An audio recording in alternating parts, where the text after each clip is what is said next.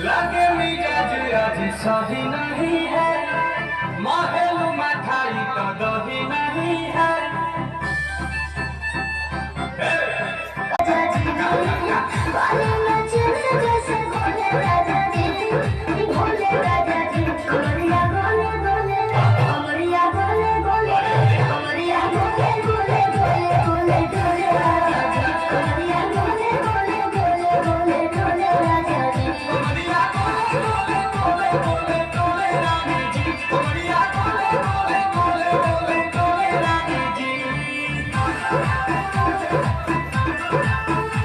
चला रहे